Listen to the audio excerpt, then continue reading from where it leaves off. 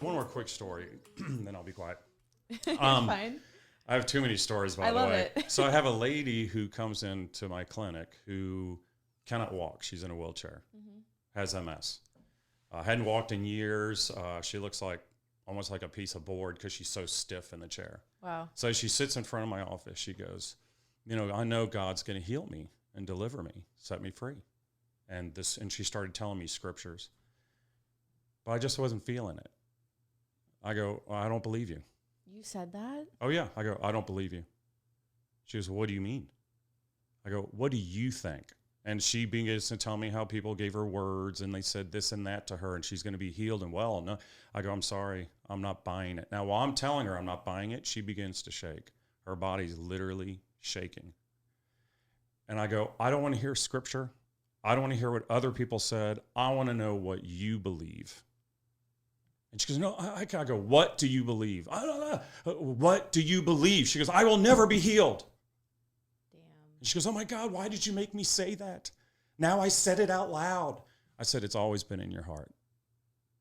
Wow. So she went from wheelchair bound, non-moving, to being shocked to say that I'm never going to be healed. Because see, that's truth. Yeah. We can't play these religious games where we're scared to say something. Ooh, that's a negative. I can't say it. If it's in your heart, don't lie. Yeah. Let God change your heart. Don't change what it is that's really in you. That woman went. I'm sorry, I get emotional. After she said that truth, yeah. I could tell it was rocking her world. Yeah. That woman got on the treadmill, and 3 months from there, took 80 steps on the treadmill. 3 months from that moment? 3 months from that moment, took 80 steps on the treadmill. And this is the kicker. Damn. When she first started going, if you think it's exciting to see a 4-year-old or whatever, 2-year-old take their first steps, yeah, it's way exciting to see a 40-something-year-old do it. Wow. And she was so shocked in her few steps that she took. She goes, well, okay, if I do it, if I could go this many steps, I'll skydive. Shut up. And she did it. And did she skydive? And she skydived. That's awesome. Yeah. So, and so the whole point of this thing we're talking about, the message is, don't be scared what's in your heart. Don't be scared of what your truth happens to be for that moment, because it's until you release the truth, your perspective truth, what's really in your heart, God can't give you the real thing. He can't change what's in there. Wow. You don't have to fear him with the real truth. Wow. Oh my gosh. It's so inspiring. It just makes me think of all the people that are listening to this right now that have been in a prayer life and been praying with God, but yet they've been not saying what they really feel to him. And so I hope that this story helps you just to go into prayer and to release those things that are in your heart and fully say it out loud, because guess what? God's not going to get offended by anything that you say. No. Literally anything. You can say the worst. I'm still of the alive. worst. He didn't kill me at the end. And by the way, I've done it more than that one time. Yeah. I'm still here. So he loves us. He loves us. I mean, I think the picture I give, he put me on his shoulder and patted my back, like, get it all out. Say it all. Yeah. Yeah. So be that most authentic version of you, because that's exactly what he's looking for is that authentic and real relationship. And if you're holding any truth back, that might be exactly what's holding you back from the release or from the provision of whatever it is that you need or want in your life. Because remember, they say it's the truth that'll set you free. Yes. However, it's only the truth you know that will set you free. There's a lot of truth out there. And you need that revelation. So you're right. Today, someone just got that revelation. I know. I can feel it. I'm like, someone across here is going to go do that today. Please let us know your stories. I think that would be really dope to hear. Okay, so I want to go into advice for people that are in relationships and things are really bad. They're really rocky and they're considering divorce. It's on their mind because of how bad things are right now. So what would you say to couples out there that are struggling? Like, maybe what are some steps that they can take, or what's some perspective you could share as somebody who's worked with so many different people on their relationships? Yeah, I would say first, if you're at a place and you're already thinking divorce, it's just this simple. You need to take a look at your foundation and reset it. What happens in marriage, people, it's so weird. There's so many things we have to like get ready for before we can become it. And marriage can just be, I love you and you love me, and we jump into it. And all of a sudden, all these other things come up and we begin not liking each other. But just think for a second, how are we in love? And how do we hate each other now? What happened? Yeah. Okay. And there's a lot to it. There's not a simple answer to it. But what I will tell you, the way you get a good life is you create one. You don't just get one. And so in a marriage, if you want it to work, you have to get mediation. I would say if you're in a relationship and you're telling your significant other, we need to go to mediation, we need to sit down and talk to someone outside of us to help us to put this together, that's the number one thing. And you guys might be surprised about this other advice. The best advice I've ever gotten have been by people who've literally been married for 30 years, literally raised bunches of kids, people who have lived it. They're going to give you different advice than someone who's been trained, who might not even be married, to sit down as a therapist, and they're going to begin to tell you how it ought to be. Now, I'm not saying some of that isn't good, but you got to be careful because some people are teaching things that don't exist. Oh, I see. Like you're saying, qualify who you go to for mediation. 100%. Yeah, because that can make you or break you. Yeah, okay. And so I would just say every single relationship gets to the point of divorce. Why? Because that's the moment where you're becoming real. Like you're going, wait a minute, I don't like this. Wait a minute, I don't like what you're doing. Who am I? What am I about? And I think in marriage, you have to kind of redo the agreement every so many years. What was acceptable the first year is not going to be acceptable the third year, the sixth year, the 10th year. Right. So marriage is evolving and changing. And I think what happens, you can either take that moment that's hard and painful and difficult, go to mediation and say the truth. I mean, I have a lot of people who get in my office and, you know, in my case, they're scared to share because most of the time in a marriage, there's one person who's the control freak. There's one person who's controlling that whole relationship. And so the other person who's wanting it to work is scared to say the truth, right? We got to get rid of that. So I would say you could even make an individual meeting to say, I want to tell you what's really happening, like everything, but I'm not giving you the right to share this openly because I want my marriage to work, but this is where I'm coming from. Yeah. And whether that be the male or the female, I would say probably the biggest thing is have a good mediation person and get involved and start taking the steps to work through it to see if you guys can work through and create something new, but it's got to change into something new. A lot of couples, I get the couples that have been married like 20 years. Oh, wow. 25 years. So they'll come to me and they go, what? I go, no, you don't understand. Your marriage is over. They go, well, they look shocked. They're like, we're here to save our marriage. I go, oh, no. Clearly understand me. The way you've been living, breathing, and moving has run its course. If you guys want to restart a new marriage with a new agreement and act to each other in different ways, we can do that. But if you think for a second you can keep old behaviors and actions, the way you treat each other and all that, it's done. Yeah. So you have to be willing to let go and kind of change into something new. Yeah. And by the way, some people, they won't take that on and they'll decide, you know what, I'm just going to close the bank account and open a new one. But I have news for you. A bank account with a lot of interest over a lot of years adds up a lot larger and a lot bigger. So it's, and just side note, the new person you think is so cool with the new bank account, give it a couple of years, guess what's going to happen? You're still in the picture. Right. You still have those things that need to change. And now you're going to be right where you were before. So listen, maybe the grass does look greener on the other side, but you still have to mow it. And the grass is greener where you water it, folks. So water it where you want it to grow. Yeah. I love it. Okay. We were going to move into, well, we can move into one life principle because you happen to just talk about everything that I was going to ask. Oh, okay. No, it's good. Like you include it in the conversation. But so I was going to bring up principles that you taught me in life growing up that I want you to explain for the listeners and kind of pass along to them. So the first one is on keeping your word. Let your yes be yes and your no be no. Explain that, explain the importance of it. And just kind of share what you can. Yeah, I think it's a great character trait to have, to let your yes be yes and your no be no. When people know you by that, they know they can trust you. I think the one thing I didn't have the foresight on was that all my children believe this way. So it's disturbing, I think, for all of you when you meet other people who act as if they know how to give their word and yet they don't follow through. So let me explain what I mean following through. So Emily gives me a letter and she says, Dad, will you mail this for me? I go, yes, I promise. See, that's a big thing in my family. If we say we promise, it's going to get done. So I accept the letter. Emily flies off somewhere, giving some other lecture somewhere, helping people. Well, an earthquake hit, a tornado came, and a flood came. Well, you don't understand. I said promise. So I'm going to have to climb through that earthquake. I'm going to have to set up 2 days earlier because of the floods. I'm going to figure out how to get a boat to where finally I get that letter delivered because I said I promise. So I think people need to realize that when you give your word, it means you're responsible. Responsible means I will do anything and everything to live up to the task at hand. And so I think that's why it's important. And the world we live in today, people's words just don't mean very much. I don't think they actually have a definition for it. Yeah. So I hear people all the time, they go, oh, I promise.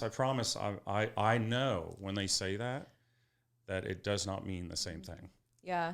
And it's funny that you bring that up because that's something I was going to bring up too, that it's really difficult having that ingrained in our brains so much and letting that be a living characteristic that we have in our lives because we meet other people, especially in LA. And it's like when people say they're going to do something, you just, you have the expectation that it's going to happen. Right. And so then when it doesn't, it's so disappointing. And then it almost like you start to get like a little diluted to where you start like not really believing people. And then it's like surprising when you meet somebody who I've noticed it's a lot of my military friends actually that actually do follow through with their word. And one of them, his name's Sean. I did interview him for my podcast.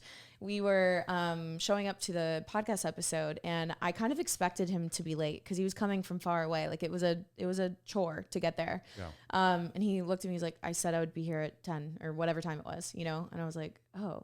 And we talked about it and he was like, don't ever lower your standards just because there's so many people not living up to it.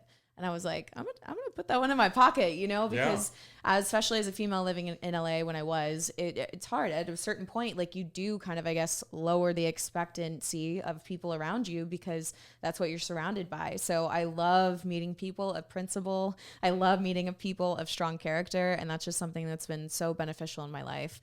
I was going to say the funny part about that too, the other side too, you guys got so smart when you were younger. Oh yeah. So you guys were young. You did this for years to me. So if you wanted to do something, you're like, promise. Oh yeah. And so anytime I'd go, I can't say promise. They're like, oh, we're not going to do it. We're not going to do it. And sometimes we would, but I'm not going to say I promise. Yeah. So I think, if the rest of your viewers can hear what we're talking about, maybe it's something they can adopt in their family to make a characteristic trait that I promise. Yeah. And the other part was the truth, to speak the truth. Yeah. So I don't know if you remember that. So we had a part where speak the truth no matter what. Yeah. And even if there's a consequence or action, because that builds trust, we want to trust you. Yeah. So I would say, that was a great trait that you guys were really, really good at. Yeah. Oh, absolutely. There's another one, and it's on knowing who someone really is. And you kind of touched on this a little bit earlier, but knowing someone for their actions and not their words. And then I wanted to add, I have a new rule in my life. I really don't trust anyone that I meet. I don't know if that's a good thing or not, but I really don't, not fully. Like maybe they have a certain level of trust, but I have a new thing called I have to know somebody for all 4 seasons. So like I have to see them through all 4 seasons, through a calendar year time, through winter, spring, summer, and fall, because who someone is in the summer at the beach in a swimsuit is not who they are in the winter when things are slow. So I've learned now in my life to, I trust people after 4 seasons, after I've seen them in all scenarios. I think you're bringing up a great question too, because then it's like, well, who do you trust? Yeah. Right. And, I think the part that we should all think about is it's not so much having other people who know what that means as much as yourself. So for you, as you're living your life, choose to trust people. And if that changes, then you change with it. But don't ever try to get to the place where you're going to know for sure of anyone, because everyone is a human. Everyone can fall short. That's really not the goal. The goal is that you know what it means to you, and you know what it means when you say it, because other people, they're going to fall short of that trait, just period. That doesn't mean you lower your standard. You keep it. Yeah. But, there's going to be someone who, and of course, I'm just talking about people outside your circle, not someone you'd be intimate with or close to. Right. I mean, that person, you want them, if they don't have it, to adopt it and go, this is important to me. And I want us to keep this legacy moving on in our family. I don't know if I could even get with somebody that doesn't follow that Get it. principle in their life from the get-go. Yeah. You know what I mean? Like I'm at the point in my life where first a little red flag that I see, bye, sayonara, see you later, loser. Yeah. And really though, like I'm done. I'm No, so done putting up with that stuff in my life. And you know what it is? But pause and take the time a little bit, because just like I told you the other day, I was a total asshole, if I can say asshole on here. Yeah. And I corrected my behavior. So it's not the red flag. It's what do they do with the red flag? Okay. Perspective shift from Dad. It is. That's true. It really is, because you're not looking for perfect people. You're looking for people to be perfect being imperfect. That's the goal. We all make mistakes, but what do we do with them? Yeah. How do we respond to it? You know, someone might hurt your feelings and do something, and you go, hey, a great example, our other daughter, Bree, right? Tell on her. Yeah, I'm telling on her. We're talking about you. So she has a person who she's in a relationship to, and when she had her feelings hurt and something happened, she came back home. Well, what happened 15 minutes later? He was there, flowers in his hand, going, let's talk. So right there, what happened? Here's a behavior that could have been a major red flag, and yet it actually turned into something solid. So we have to be in circumstances or situations, and that's how you really get to know someone, and that's what builds trust. Yeah. Trust is earned, not given. So think that day, he actually earned trust. But if you stop the movie too soon, you would say, get rid of him. Yeah, totally. But yet he was a really good person. Yeah. Yeah. I have a big thing on time though. Like if you tell me you're going to be there at this time and you're not, I know everything I need to know unless something, and also I give people multiple chances. You know what I mean? Like I might give them 3 and then 3 strikes and you're out. And I'm like, your word means nothing to me. Goodbye. All right. We'll talk later when we're off camera. Okay. I'm not putting up with anything in my life that doesn't raise to the standard that I know that I deserve. And part of that is keeping your word. And part of that is if you tell me something, I'm going to believe it. And then when you prove to me over and over that I can't believe it, bye. And I think what's good that you're coming up with too is that everybody has some things to them, maybe 5 or 6 things that are relationship deal breakers. And you're right. Yeah, right. You want someone to agree with those. But trust me, like I said, different people fit different people. So eventually you'll find that person where they're like, what are you talking about? This just makes common sense to me. But let's make sure we say this. This is not a right or wrong issue. Right. Because people grab onto different things that mean something to them. So I guess we could cap it off just saying, whatever your list is, stick to that. Yeah, for sure. Yeah. Okay, so we're going to get to some questions from the Instagram. They had a lot of questions for you. Okay. So the first question was best advice for raising girls that have a strong mindset. Because you have lots of girls. You have 4. So how do you raise, I guess it's parents asking probably, how do they raise girls that have strong mindsets? One, I would just realize that having a girl with a strong mindset, that you're the one who probably gave it to them, right? One of the parents has that strong mindset. And to me, I much rather have someone, when someone says strong mindset to me, I think that's a leadership trait, right? The trouble is they're just too young and trying to take control too fast. So first, have it in your mind that it's a good thing. Like a lot of parents are like, well, you submit to me. You do what I tell you to do. You have to follow me. And we got to get away from that. Your kids, their whole goal is to grow up and move out and become successful adults. They're not so that they follow after you. So when you're training them and you have a strong-willed child, I would say what you want to do is set things up in order to where it's something they can follow, and it's not so much an argument between you two. Like example, a lot of kids who I work with will say, my parents bother me about my homework. They bother me about my academics. They bother me about, my room being clean and all this. So when I talk to a parent, I'll go, well, what's your goal? And they'll say, well, her room should be clean. I go, she's a junior in high school. Leave her alone. Give her a space that's her own. She has to have something. So just close the door. She should have her own space. I go, second thing, academics. Why do you keep pushing her to go to bed at a certain time? Because you realize in 2 years, she's in college. She's going to be up all night long. So don't do that. What you need, the standard is, we got to make A's and B's. By the way, if that's a realistic standard, some parents who are trying to force your kid to be these academic stars and create pressure, be honest, you and your husband or you and a significant other, and look at them and go, what are they academically? Maybe they're a C student. And by the way, side note, more C students in high school are more successful in college.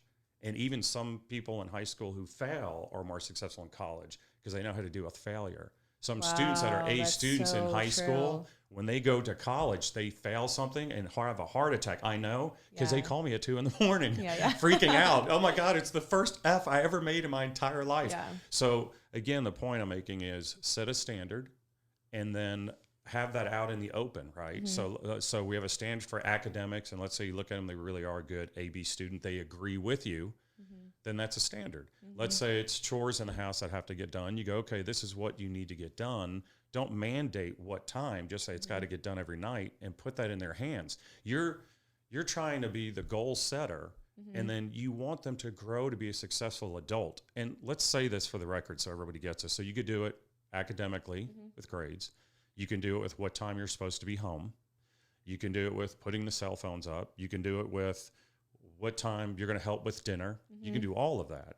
And but then in your mind, you got to think to yourself, where are we going with all this, right? This is what I call a standard for them. But if you as a parent think that you're going to train your child to successfully finish all of this, you're going to drive yourself crazy. That's not why you're doing it. Now, we don't tell our kids this, but it's a standard for them to shoot for, but they're never going to Right. accomplish it. Does that make sense? Yeah, that makes sense. Okay. That makes a lot of sense.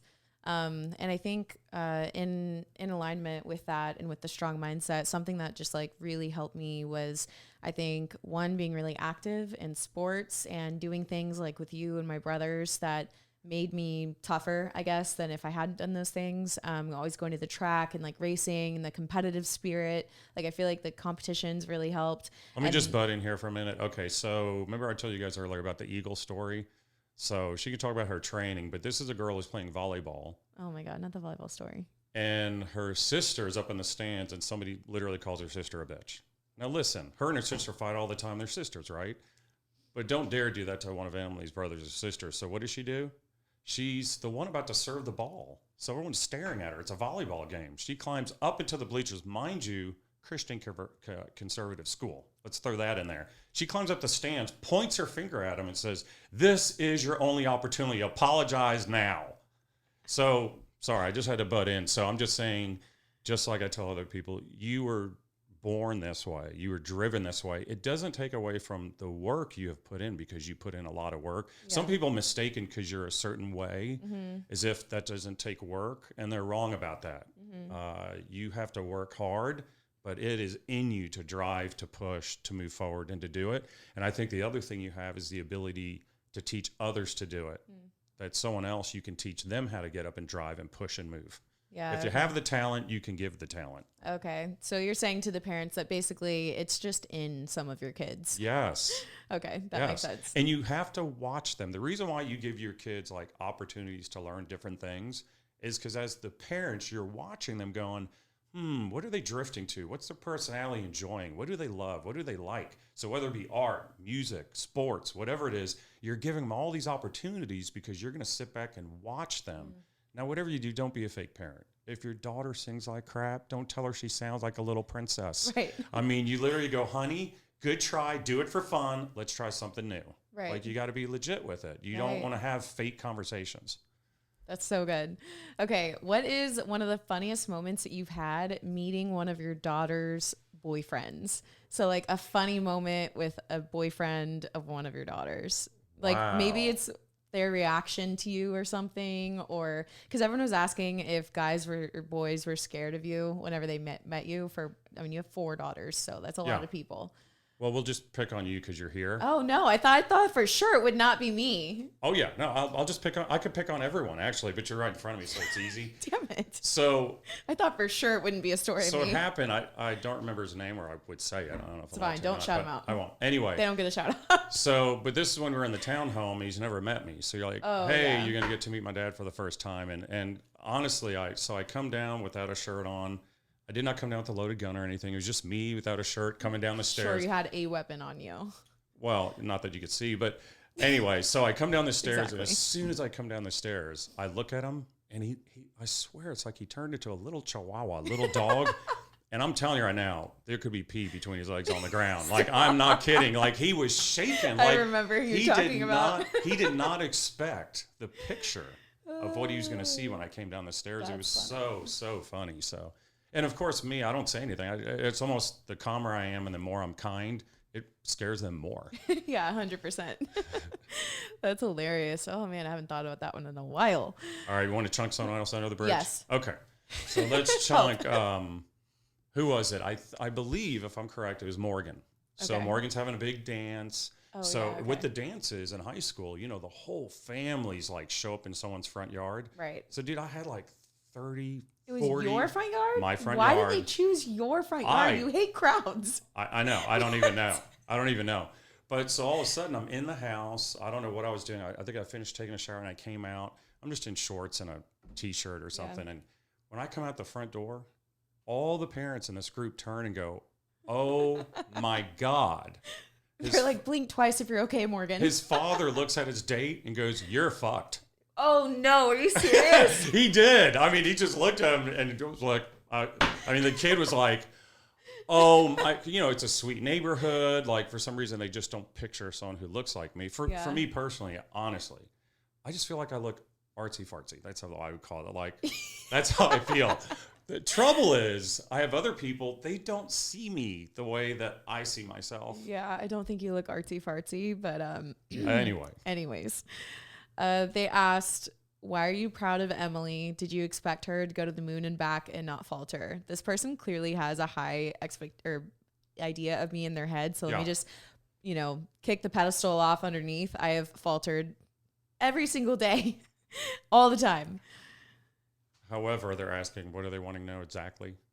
Why are you proud of Emily, and did you expect her to go to the moon and back? First, I am proud of all of my kids, so I could talk forever about all of them, and it does tear me up because most of my life has been dedicated to my kids, and they're all each so individually so talented in so many ways, and it's such an honor as a dad to watch them grow up and develop. I've been part of it. I'm not all of it. Their lives are much bigger than just who I am. And directing about Emily, though, I think what I'm most happy about, I don't really care if she's talking to any of y'all. I don't care if she helps anyone. Really? I really don't. I'm glad you're doing it, but what touches my heart is that you're just a beautiful human being, all by yourself. If you never talked again, you would still be this beautiful human being with a good heart that loves music, passionate about life. You'd help your neighbors. You would help anyone crossing your path. And that, to me, that's succeeding. And the way you connect to Jesus in a real way, and you love him, and you're learning and you're growing, and you're willing to be corrected and learn. And I mean, I'm proud of what's inside of you. All the external things, they're going to come and go whenever, whatever. But I'm proudest of you just really being you. It's been beautiful to watch. I'm not done watching it. I'm still having fun watching you grow and experience stuff. And I'm just honored to know you. And I'm really honored to be your dad. Damn. Thank you. I didn't you're expect welcome. to get so deep. I should have known coming from you. That's like the most beautiful answer. And I'm so glad that I have it on film and audio so that that's going to go inside of all of my treasure chests. Awesome. Thank you. That means the world to me. Whew. Okay. Deep breath. We're almost done here. We're going to wrap up soon. Okay. There is a lot of men that said, "Dear Doc, can I date your daughter?" No. The answer is no. But if you could describe the character traits of the man that you would want for me, and then he would appear, what character traits or what qualities would you put on that list? One, what first comes to mind is I trust my daughter to make that choice for herself. And she's old enough, mature enough, and wise enough to know who she should connect to. I don't think that's really my choice who to pick. However, if I could chunk in my 2 cents what I would like, Right. I would probably, my number one thing is I want him to know Jesus and love him in the most authentic way and be passionate about whatever he does and to love and honor my daughter behind the closed doors where no one's watching. As a dad, it's difficult at times when your kids are in relationships and that's not happening. I didn't realize how much I could have went to jail so many times. It's like unfathomable. But as an adult, I can't go around hurting everybody when I'm seeing stuff going on. So of course, I would want someone that behind those closed doors really loves you, nourishes you, and is your best friend. You know, that's what I want for you. Someone who's your best friend, who has a real relationship to Jesus, passionate about what they do. And most of all, I trust you. Who you pick, I know will be a good person because I know who you are. Thank you. That's such a good answer. Oh my gosh. You know, it's only here. Our family's about keeping your word and telling the truth. So it's hard not to just say the truth out of your mouth. Yeah, you can't help but cry. I mean, I would hide it if I could. Normal people, I could hide stuff if I wanted to. Yeah, right. But it's just us. I'm just like, this is hitting me so deep right now. I don't know how to. I don't know if I should go to therapy or just go cry in my car. We can do both. I think both are very healthy and needed. That's true. But that's why I like podcasting, honestly, because there's a little bit of a release that comes out with it, right? Oh, yeah. It's so nice. But okay, I think that is most of the questions, because a lot of the things that I was going to ask you actually touched on anyways, which you just have I think, talent of doing. So is there anything else that maybe we didn't talk about today? So maybe something that's on your mind, maybe a message or a word of inspiration or anything at all that you would want to leave the listeners with before we close out this episode? Yeah, I think I would say, don't look at our family and idolize it. Don't look at what we do and what we've had or what we're sharing and go, oh my God, I wish we had that. You do right now. You're literally getting it from us right now. You don't have to be us to get from us or learn from us, and vice versa. There's some things I'm sure we could learn from all your viewers. So we're really one big family. So if you're seeing or hearing something you're wanting, take it. It's for yours to have. And that's why both of us share from our heart and share our life experiences. And because we're hoping that that you can have the courage to create your own legacies in your family and the own things that mean something to you. And so I just appreciate the ability to come and share and, share from the heart. And I hope they can, I hope something we're saying works. And my saying is always, look, if something works for you, keep it. If it's garbage, throw it in the trash. Yeah. Not going to hurt my feelings. Exactly. And another man's garbage is another man's treasure. So you never know. Yeah. And I think the one thought that's coming in my brain that I came back to me, I was thinking earlier, just remember one thing. I think it's good for all of us. One thing I say to my kids all the time, my clients all the time, everyone. At first, I used to say it and I was lying. I didn't really mean it, but I knew I should say it. And that is, I respect your decision more than my opinion. So at first, I used to say it, but I didn't really think that. I would hear you, but I think that's really stupid what you're doing. Yeah, you walk I away. can feel that. Yeah. So, but as years rolled by, I finally learned how to do that because I kind of figured, wait a minute, if God, who loves everyone, gives everyone freedom of choice to be whoever they are, who the hell am I not to do the same? Yeah, no kidding. And so I've learned that I actually mean it now. I respect your decision more than my opinion. And I think if we could have that in our relationships, if we could have that in our society, if we could have it in our country, to where we're able to respect people's decisions more than our opinions. It would be a good thing. Oh my gosh, absolutely. I think it comes down to just respecting each other's humanness, because even if you're in your wisdom and in your life experience, you feel like that's going to be a really dumb decision for them. Maybe you can see further advance, in their life than they can.